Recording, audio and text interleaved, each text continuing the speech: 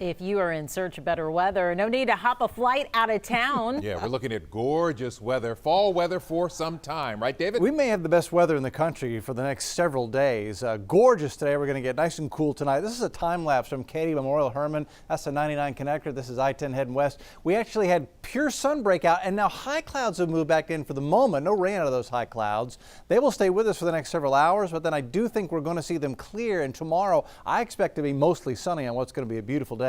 Current temps are about 8, 9, 10, 11 degrees cooler right now than they were yesterday at this time. Temperatures overnight tonight will be comfortably cool. 55 in the Woodlands. Navasota, you wake up to 53. Coffee outside with a little sweater early in the morning. Houston, we wake up at 58. Liberty, 55. Pearland, 56. Angleton, y'all wake up at 56. It's going to be beautiful across the board. Then we'll warm. 73 by noon. High temp goes to 78. Low humidity, light north breeze. Just a perfect fall Tuesday. Full sun in 70s. That's nice. High temp today was 80, but well below the normal of 87 and nowhere near the record of 98 set on this day back in 1998. And it's quite common this time of the year to get a split across the United States. One side hot, one side cold as we transition seasons. And that's what we've got right now. The heat out west well above average temperatures, and that's feeding the wildfires out west. And then we're unusually cool across the eastern half of the country. It's all because of the jet stream. That's why we track the jet stream here so often. That dip in the jet,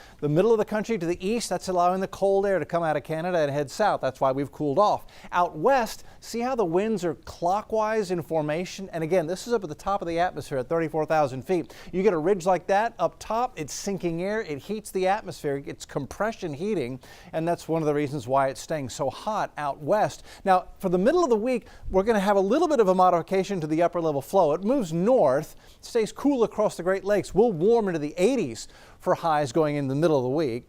And then by the weekend, we get another dip coming in across the middle of the country, keeping it cool out east and staying hot. And there's that ridge continuing out west. The tropics are quiet. There's nothing brewing out here right now.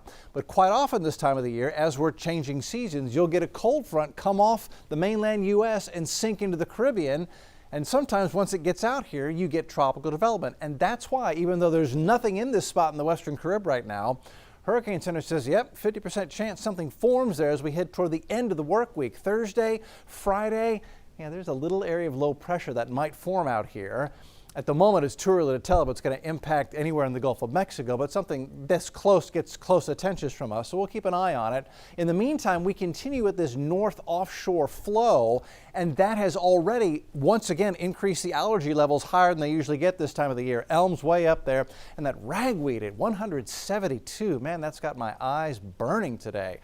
Here's the extended. Other than the pollen, it's gorgeous. 58, 78 tomorrow, 56. The coolest morning of the bunch is Wednesday morning, 58 Thursday. Then it's low 60s and low to mid 80s as we head into the weekend. No rain in the extended forecasts, which is kind of nice. Guys, back to you.